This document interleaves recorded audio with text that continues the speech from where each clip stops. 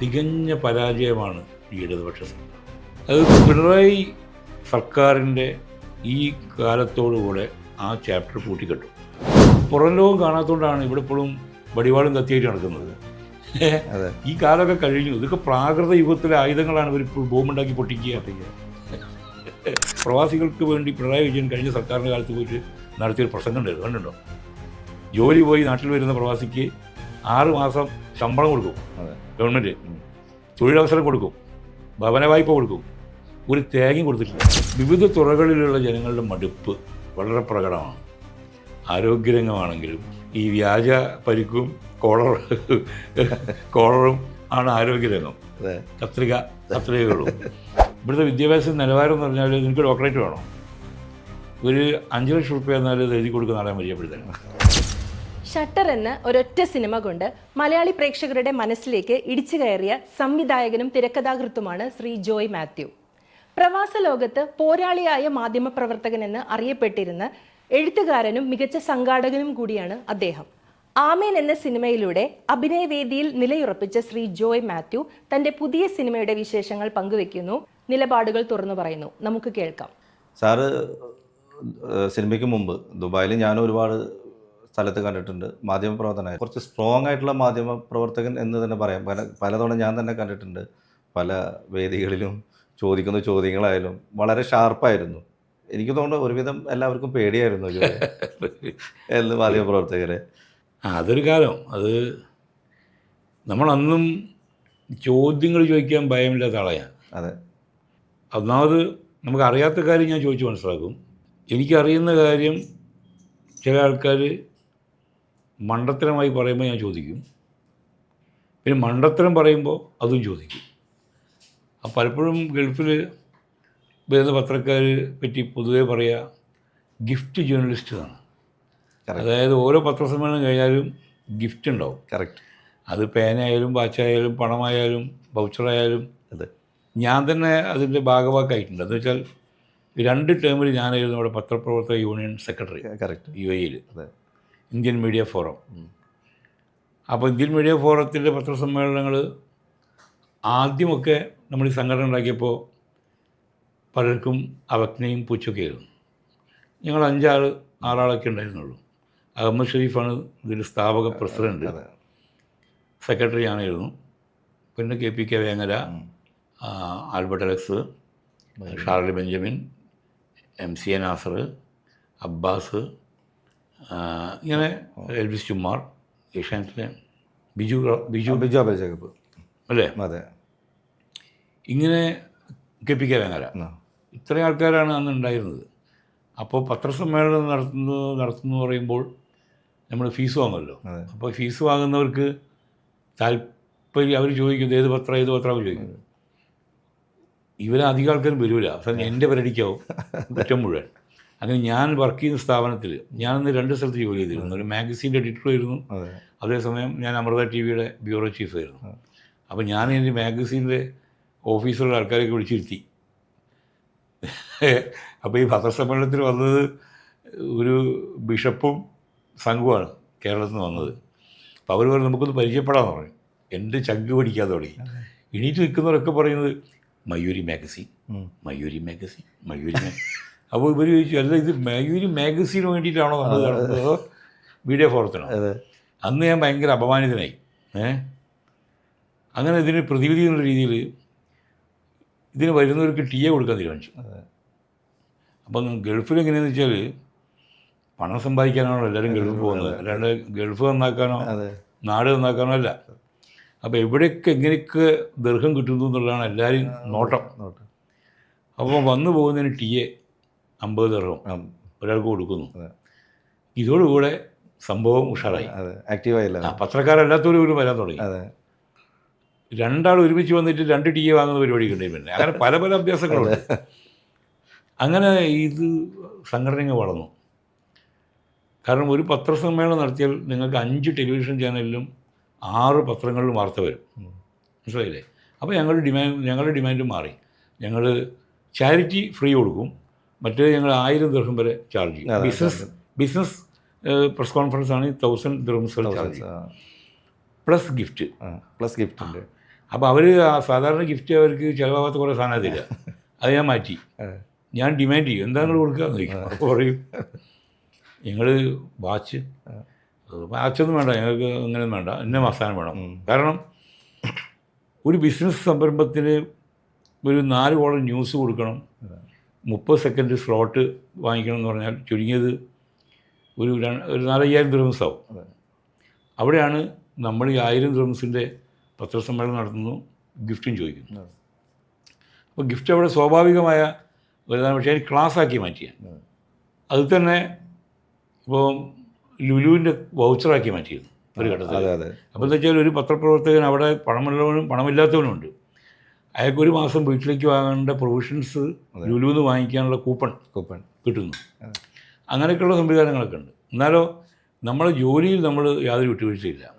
അത് ആര് വന്ന് മണ്ടത്തരം പറഞ്ഞാലും അത് മണ്ടത്തരാണെന്ന് പറയുക, അതിന് ചോദ്യം ചെയ്യുക എന്നൊക്കെ ഉള്ളത് നമ്മുടെ ഒരു രീതിയാണ്. അങ്ങനെയുള്ളൊരു ഇതേ ഉള്ളൂ. അപ്പം ആ ഒരു കാലം വളരെ നല്ല കാലമായിരുന്നു. പത്രക്കാർക്കും നല്ല കാലമായിരുന്നു, എനിക്കും നല്ല കാലമായിരുന്നു. പ്രവാസ ജീവിതം അവിടെ എനിക്ക് തോന്നുന്നു ഒരു 10-20 വർഷം ദുബായിലുണ്ടായിരുന്നു. 10 വർഷം. ഇതിൽ ഈ പ്രവാസ ജീവിതത്തിലെ ലാഭവും നഷ്ടവും എന്താണ്? ഭയങ്കര എക്സ്പീരിയൻസ് അല്ലേ പ്രവാസ ജീവിതം. അതായത് എൻ്റെ അഭിപ്രായത്തിൽ ഇവിടെ ഈ പണി തുറയില്ലാതെ നടക്കുന്ന ഈ രാഷ്ട്രീയ പാർട്ടി പ്രവർത്തകരുണ്ട്. ഞാൻ പ്രത്യേക രാഷ്ട്രീയ പാർട്ടി പറയുന്നില്ല, മനസ്സിലാക്കിയാൽ മതി. അവർ ശരിക്കും നിർബന്ധമായിട്ട് സൈനിക സേവനത്തിന് പോകുന്ന പോലെ ഒരു 2 വർഷം അവിടെ ലേബർ ക്യാമ്പ് താമസിച്ച് എന്തെങ്കിലും ജോലി ചെയ്ത് ആ അനുഭവം ആയിട്ട് തിരിച്ചു വന്നു കഴിഞ്ഞാൽ അവർക്കൊരു പൗരബോധം ഉണ്ടാവും, അച്ചടക്കം ഉണ്ടാവും, കൃത്യനിഷ്ഠതയുണ്ടാവും, മറ്റു മനുഷ്യരോട് സ്നേഹമുണ്ടാവും, അധ്വാനിക്കുന്നവരോട് ബഹുമാനം ഉണ്ടാവും. അല്ലേ? തീർച്ചയായിട്ടും. താങ്കളുടെ എക്സ്പീരിയൻസ് അങ്ങനെ? തീർച്ചയായിട്ടും. ഞാൻ എൻ്റെ ഗൾഫ് ജീവിതത്തിലാണ് കൃത്യമായിട്ട് ചിട്ടയിൽ ജീവിക്കാൻ തുടങ്ങുന്നത്. നാട്ടിൽ കോഴിക്കോടുള്ളപ്പോൾ ബിസിനസ് ആയിരുന്നല്ലോ. ബിസിനസ്സുകാരൻ്റെ സ്വാതന്ത്ര്യം ഭയങ്കരമാണ്. നിങ്ങൾക്ക് എപ്പോൾ വേണമെങ്കിലും വന്ന് പോകാം ഓഫീസിൽ, അങ്ങനെയൊക്കെയാണ്. ഇതങ്ങനെയല്ല. രാവിലെ 7 മണിക്ക് ഇറങ്ങിയാലാണ് ജബലലിയിൽ ഞാൻ സമയത്തുള്ളൂ. ഓഫീസിൽ പോകുന്നത് മാത്രമല്ല, പത്രസമ്മേളനം നടത്താൻ വേണ്ടി വീണ്ടും ദുബായിൽ വരണം. ഇതൊക്കെ നടത്തിക്കഴിഞ്ഞ് വീണ്ടും റിപ്പോർട്ട് ചെയ്യാൻ പോകണം. ഇങ്ങനെ ഒരു കിട്ടുണ്ണി സർക്കസ് ആയിരുന്നു. രാത്രി 12-1 മണിയാവാതെ എനിക്ക് വീട്ടിലെത്താൻ പറ്റില്ല. 6 കൊല്ലം അങ്ങനെയായിരുന്നു. എന്ന് വെച്ചാൽ ടെലിവിഷൻ ജേർണലിസ്റ്റ് എന്ന് പറഞ്ഞാൽ അയാൾക്ക് ലീവില്ല ഗൾഫിൽ. പത്രക്കാർക്ക് അവധിയുണ്ട്, റംസാൻ അവധിയാണ്, അല്ലേ?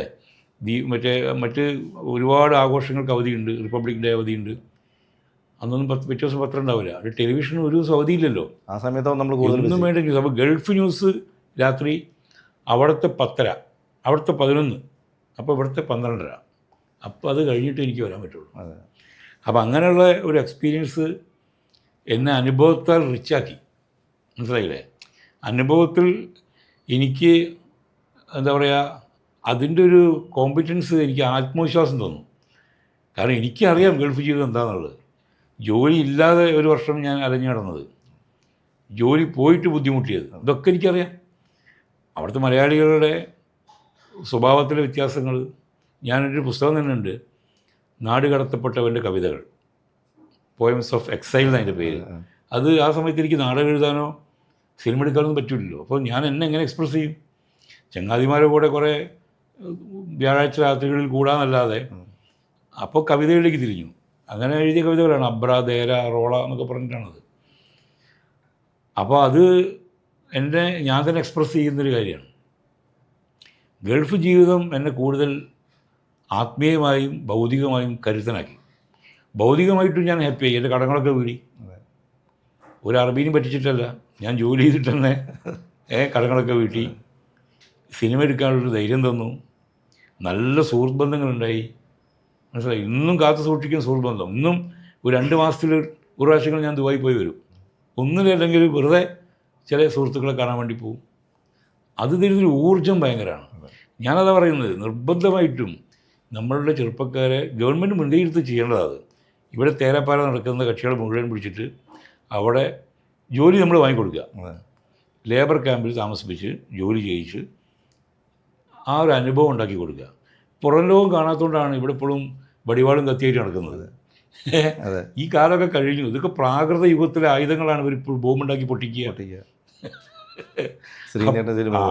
അപ്പോൾ സൈനിക സേവനത്തിന് പകരം നിർബന്ധിത ഗൾഫ് ജീവിതമാണ് എനിക്ക് ഗവൺമെൻറ്റിനോട് ഇക്കാര്യത്തിൽ അഭ്യർത്ഥിക്കാനുള്ളത്.